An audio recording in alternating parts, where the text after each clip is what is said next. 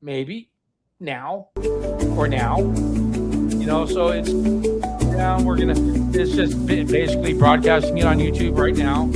And I'll introduce the podcast, and I'll introduce you, and I'll let you tell your journey.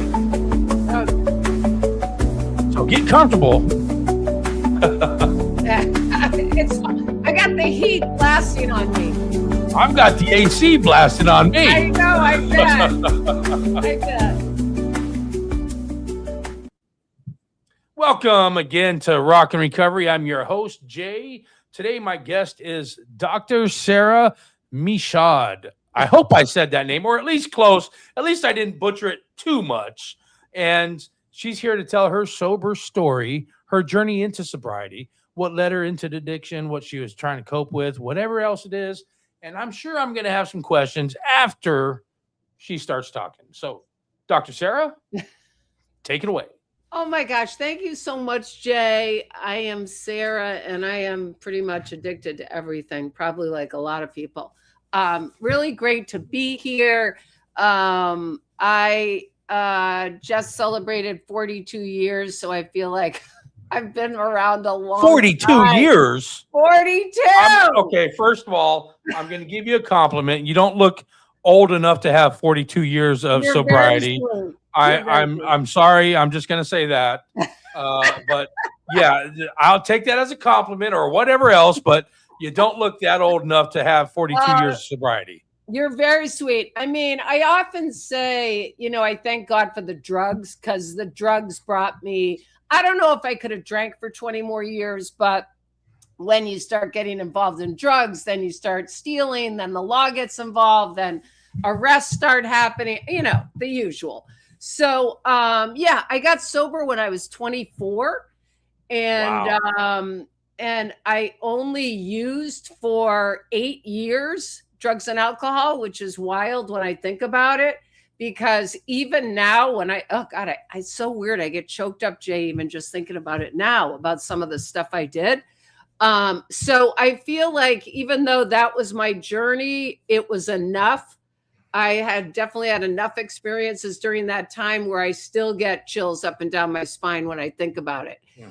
And so, like a lot of people, I drank, in high school or whatever. The minute I picked up drinking, I knew that this was it for me. And it relieved me of all my anxiety, all my insecurity, all my negative self-thinking. At that age, it's funny because I'm a shrink, and a lot of times kids come in when they're like in 7th and 8th grade, because those junior high school years, 13, 14, 15, 16, is when really so much happens to people. And you're really trying to figure out who you are and your identity and do I belong and all that stuff. And I feel like that's such a ripe time for us to pick up, because I mean, I never felt like I belonged from the beginning. I grew up, I had 4 brothers who I perceived as all being, athletes and gorgeous and successful and had tons of friends. And I was the only girl, and my mom was an active alcoholic, and my father was a vet and who was really angry and had plenty of PTSD. And so I felt, like a lot of people, super alone growing up, super different, like something was wrong with me. Why don't I fit in? All of that stuff. So from the minute I picked up booze, I just felt like everything was going to be okay, which of course is completely delusional, because that's really when things start going downhill. And just to say also, I don't know if your audience believes in the genetics, but I mean, my mother was an alcoholic. Her mother was an alcoholic. Her brothers were alcoholic. I mean, it was definitely in my, I often say I had a predisposition. And then the minute the booze entered my body, I knew that was it. Like, I don't think I ever drank socially after that. So I really felt like from the minute it got into my system, I was in that physical compulsion, and it became the psychological solution to my pain. And in my recovery, in the years of recovery, we often talk about the underlying causes and conditions. And, I've also written a book on codependency. We can talk about that. Because I really feel like the booze is really just the solution in my mind, right? I mean, before that, I was full of pain. I was full of sadness. I was full of anxiety. I was full of resentment. I was full of fear. I didn't feel like I belonged. I wanted to be loved, all that stuff that all humans want. And for whatever reason, because of how I was brought up or my genes, alcohol seemed to be the answer to all that. Now, for someone else, it might be, sports or, I don't know, shopping or whatever. Are you saying like you had a predisposition to alcohol just based on your genes? Yeah. That's just my belief. Yeah. I believe that too. Honestly, I Yes. believe that addictions can be passed to generation just because, growing up with it, you see it. I don't necessarily mean past, but I mean, it's the norm growing up or how you lived it. So it's like normal to have that, to do that, to cope with something like that. I can see how that would be passed down type of generational trauma or condition. Absolutely. Yeah. And I mean, how much of it is biological and how much is an environment? All bets are off. I mean, who knows, right? Who knows? But yes, obviously learning how people are coping in your household is one thing. And then having a genetic reaction, meaning the way I responded to my first drink might be different than someone else who didn't have a genetic predisposition. So yes, I believe that, and again, like my son's 24, I believe he has a predisposition. Both his parents are addicts in sobriety. Now he hasn't, he's drank maybe twice because I think I've, taught him a lot over the years. And I don't know if, is that predisposition, is that going to get activated at some point or not? I can't say, hopefully not. So I'm not saying that anybody who has the genes necessarily becomes an addict, but I think, statistically, it increases the percentage. So yeah, I mean, so from the minute I picked it up, it was my solution. And, from then I got just more and more, needing it. Eventually I got into cocaine. It was the 70s and cocaine was everywhere. I'm sure it's everywhere now, but so when I got out of high school, I had applied to colleges and I deferred for a year. And which means I kind of said, I'm going to go a year from now. And as my father famously said, you can sow your wild oats, which basically meant I moved to Miami, which was not the best idea. Welcome to Miami. Yeah. So, 1978 in Miami, cocaine was on every street corner. Wasn't that the home of the cocaine cowboys? And it was, yeah. I mean, I wasn't involved at that kind of level, but my cocaine use just took off. And again, it just, I guess the more I did, the more detached I got from myself, the more bottoms I had. I mean, at that time, I remember, God, I'm remembering a story from Miami, which is, I remember we were hanging out. I went down there with a friend of mine. We were hanging out with these two guys that we, met randomly, bought Coke from them. And several days later, I was asleep and a guy woke me up pointing a gun at me. And it was a police officer. And the night before, his partner had gotten shot by one of the guys that I was dating. Wow. And that kind of says how oblivious I was to who I was hanging out with, to who I was, I mean, I was just high all the time. I was working as a waitress at a hotel out on Key Biscayne that I don't think is there anymore. It was called the Key Biscayne Hotel. And, I took a bus at 4:30 in the morning every day out there. And then I'd get out at like 2. And that would be the beginning of my day and night. And, I was only down there for about 6 months, like during the winter season, but lots of psychological kind of damage. And I remember my father sent 2 of my brothers down there to rescue me because I was so into the drug culture and they were worried, like, that I was losing my mind. And to be honest with you, my brothers basically came down and we just partied. So, I Wow. mean, God bless Well, they them. were no help. They just, they were no they're help. brothers. They were no help.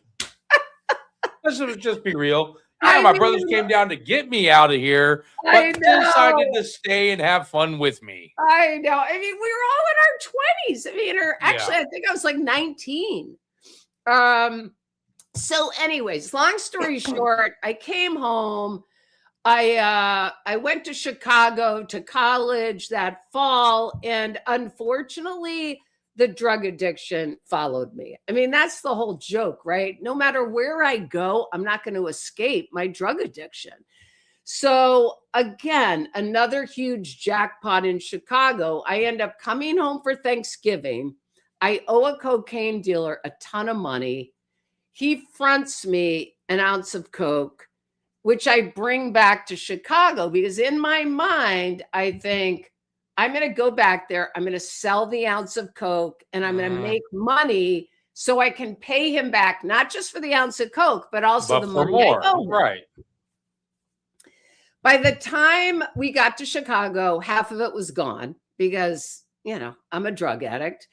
And so I'm at a dorm in Chicago and I have this brilliant idea of stealing my roommate's checks.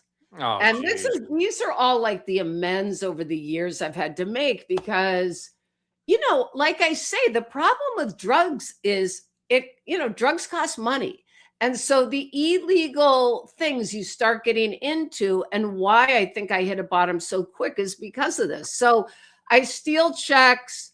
I get a couple of friends of mine and we go do a bank robbery, which is basically we have a getaway car. We drive up to the window. We try to cash these checks. And the woman in the bank recognizes us. Well, basically doesn't recognize us because knows the woman who the checks belong to. This other friend of mine went in the front of the bank.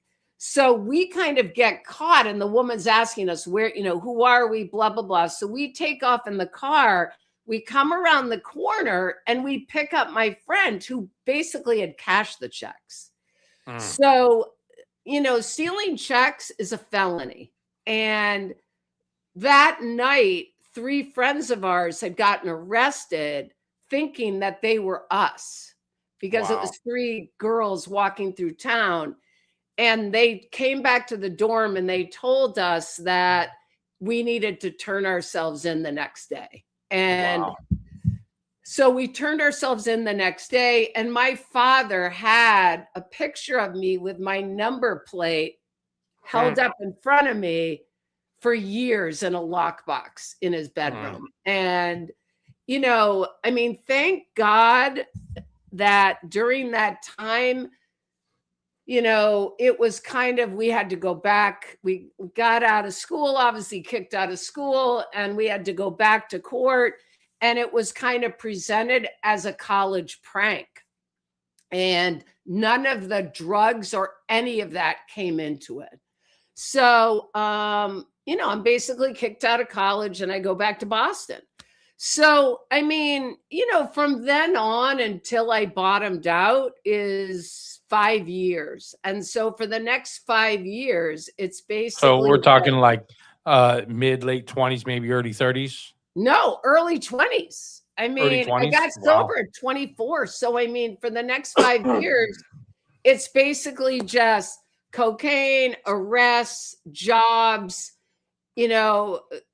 hanging out in worse and worse and worse environments. I got 6 tattoos. It's just like my lifestyle and what I was doing was just, in the end, I was basically dating a drug smuggler, and, hit a bottom in a drug house. And, Yeah. so that was kind of the end, just like lots of desperation. I mean, this story will wrap up how I felt about myself. Is I was dating a guy who liked to go in to see strippers in Boston. And one of the women was the girlfriend of of a guy we used to hang out with. Like, I can't believe it's like I tell you this story and I'm like, who is this person? Like, it doesn't even feel like me. Right. But I remember following him. Like, we were in a fight and we were Oh, wasted, and I followed him into the strip joint. And I remember sitting there watching this woman, Crystal. Of course, her name was Crystal. And thinking to myself, I wish I was her. Now, Crystal wow. was a heroin addict, had a baby at home. I mean, her life was so dark and bad. And yet I'm feeling so bad about myself that being her was a step up. So I Wow. tell that story because that's how, that's where I was at the end. Like, Dr. Sarah Michaud, that's where I was. So, I bottomed out in a drug house, and I ended up calling one of my brothers, and I ended up in a psych hospital, 1984, February 6th. And, it's been a journey since then. So did you go to a rehab or a treatment or? Yeah, I went to a psych hospital / rehab where, interesting enough, 10 years later, after going to college and graduate school and becoming a psychologist, my first job was at this place. Same place. Yeah. It's funny Talk how about things like that come fulfillment. full Yes. circle, Mhm. So tell me, Yeah. so when did you realize, was it that moment that you're wishing you were this other girl's when you realized you had the problem? I mean, I think during those 5 years of like a waitress job, losing the job, waking up, Just owing drifting money. through life, Yeah, basically. it was just, I mean, during that whole time, I think I just knew I had a problem, but like, I don't know if this happened to you, like the further along you get, the worse it is, and the more things you do so you don't see it. Do you know what I mean? Like the I worse do. it get, like I started stealing my family's jewelry, my Yeah. grandmother's pearls, selling them for drugs. I mean, your behavior gets so awful that sobriety like I don't want to stop because I don't want to Right. deal with the person I've become. I don't want to deal with all the things that I've done Yes. and the person that I am now. And I don't have to want to make up for all the shit that I've done because Yes. there's such a long shopping list of it. Oh, Where do I start? What do I start doing? absolutely. Yeah, I understand that. Yeah, and it's so interesting too because I lost my train of thought. That happens to me all the time. I Yeah, call them I squirrels. know, right? Squirrel moments. Oh, I know what I was going to say. Like when I got sober and started to go to recovery groups and different things and therapy, and it's so much easier to perceive yourself as a victim rather than owning, wow, I did this, I got to make up for it, and that's where the freedom lies. There is no freedom in being a victim. So that, I believe, when seeing clients over the years, it really seems like, because I ended up working with addicts and addiction and ended up working at that hospital and then out of practice, etc. And it really seems like when someone can move from feeling like a victim to owning their history, what's happened, and being responsible, that's when recovery really takes off. I don't know what you think about that, Jay, but For me, it was see, I got sober long before I got into recovery. got it. I got sober after I found my wife hanging in my closet. Jeez. So that's when I got sober. I mean, I figured my life couldn't get any more worse. Yes. So I was either gonna do the same thing myself or Yep. get clean and sober. So my addiction was methamphetamine, Got and it. I was an IV user. So after that, I had an argument with God, Yep. and like a really good one. I called him all kinds of shit. Uh, and he's like, "Well, guess what? I answered. You're gonna have to accept what you got because I just answered your prayers. Yeah. I answered everything that you asked for, and here's your chance. This is what you wanted. What are you gonna do with it?" And so I decided to stay sober. And I mean, I had the drugs. I had the drugs in my room, the room that I just found my wife in. Got it. I couldn't go back there, so that's what kept me sober. Yep. I couldn't go back into that room without seeing that. So that's what kept me sober for the first 2 or 3 days. Yes. Now what? Now what am I going to do? I've got 2 or 3 days where I just want to get high and forget everything. Yep. I'll be honest, I just want to forget the last 3 days happened. Yeah. I don't want to remember none of this, but I don't want to forget her. No. So it's I got sober so I didn't forget. Yes. And it was probably almost a year after that I actually started to do recovery. Yep. And since then, I mean, yeah, being clean and sober is fucking great. Just being able to stay sober is just freaking, or clean and sober is just fucking fantastic. But then starting to work on yourself in recovery is a total different ballgame.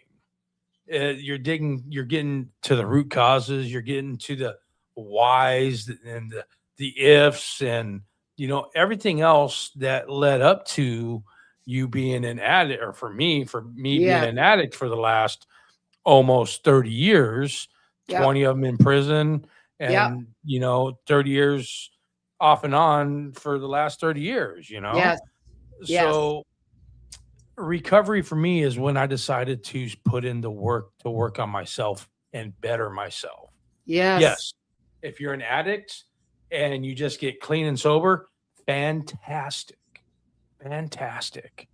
That's not recovery. Recovery is working on the root cause so it doesn't happen again. I can maintain sobriety. I can maintain being clean, but I'm still got all these issues. So what am I doing? I'm just balling it up. Then I'm going to explode on somebody. And okay, I'm sober. I'll get mad and blow up. I'll freaking lose my shit on somebody. I'm sober though. Hey, I'm not using. I'm sober. But am I really? Because you can use anger as an addiction too. You can use everything else as an addiction also. So Yes. when you start to release the anger, working on your shadow self, you want to call it, your inner Yes. self, your inner child, whatever fancy term you want to use it. Once you start bettering yourself, Yes. you get closer to your higher power, you start bettering yourself.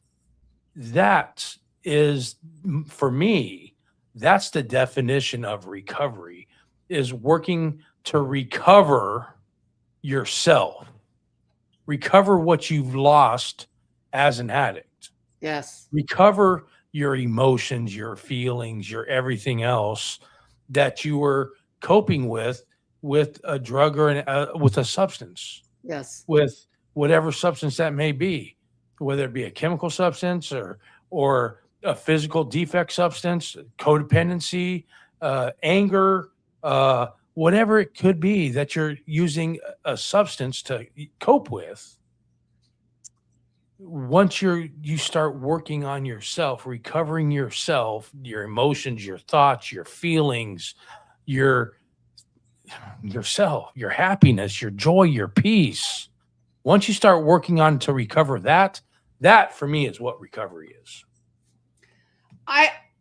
Jay, you're speaking my language, okay? I mean, everything you just said is exactly how I feel. And, I think because we could talk so much about what you just said, because having been around a really long time, I mean, I've seen plenty of people, right, get sober. And and I know people that get sober and then start gambling or gain 100 pounds or just start picking up all these different addictions. You can get sober and switch addictions. I mean, I've seen it for years. And, not that I haven't done some switching at times, or relationships. I mean, that's why I got into the whole codependency thing, because so many people I know have sacrificed themselves in relationships. And it's just like putting another person as your higher power rather than God. And I totally agree with you. I mean, I ran into a guy, I went to a meeting around the area where I got sober, and I went to one last year, and there was a guy, and his name was Angry John, like 40 years ago. And he got sober, and he literally just gets angrier and angrier and angrier. And is it good that he's sober? Yes. But and I know people that are having affairs on their spouses in sobriety, or they're not treating their kids. Just because someone puts down the booze and the drugs doesn't mean they're going to deal with the underlying stuff. So I agree. I mean, working on our stuff has been, my journey the whole time. And, I hit 2 bottoms in my recovery. I mean, at 10 years sober, I was in a graduate program to get a doctorate in psychology. And I thought I was losing my mind because my issues were catching up with me.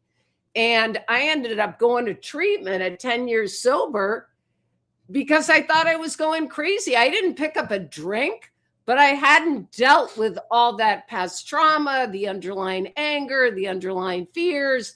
And so I had to deal with that. And then I married a guy who relapsed. I married a guy who was 15 years sober, and he relapsed, and my life blew apart. And that's where I ended up dealing with a lot of relationship stuff. And, because again, I think that's super common. If you grew up in some kind of dysfunction, it's going to play out in your relationships. That's where it plays out. I just lost your volume. Something happened. You lost my volume? I cannot hear you no more. Huh. Can you hear me now? Maybe it's mine. Nope, not mine.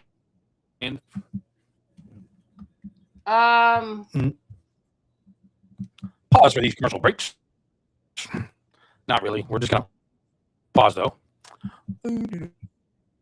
Oh, I don't know what to do. Let's see. Default. I don't know. We'll figure it out. Hold on. Let me drop you down and bring you back up. Bam. Well, everybody, we're having technical difficulties. And they're back to stage. How about now? Hi, how are you? Can you hear me? Okay, I hear you. Huh. Okay. Sorry about that.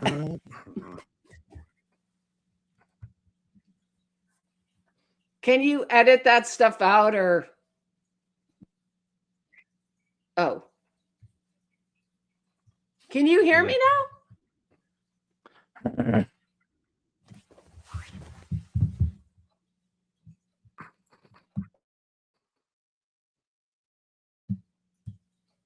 Can you hear me now?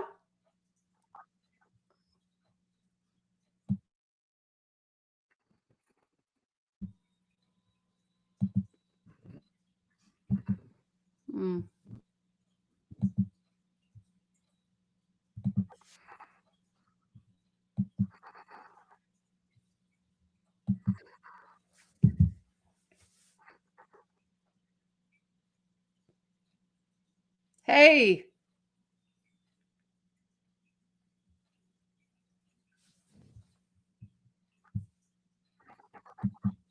No?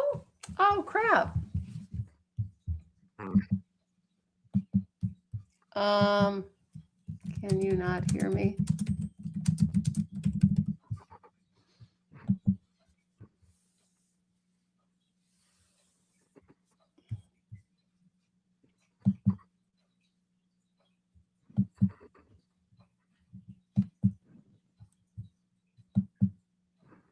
Hmm.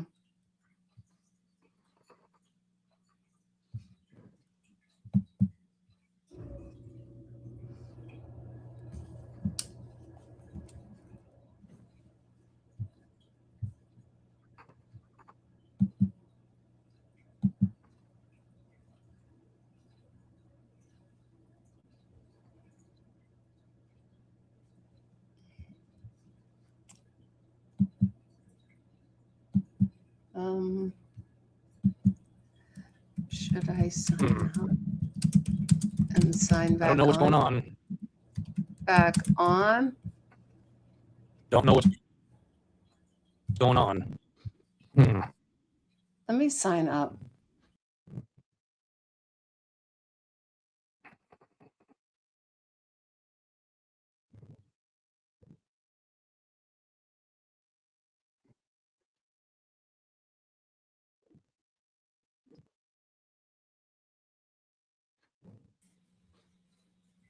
You there? Don't know what's going on here. Huh. Can you hear me? I can hear you. Can you hear me? But you're cannot hear me. garbled. Oh, Hmm. okay. We're gonna have to reschedule because I know. don't know what's going on. Okay.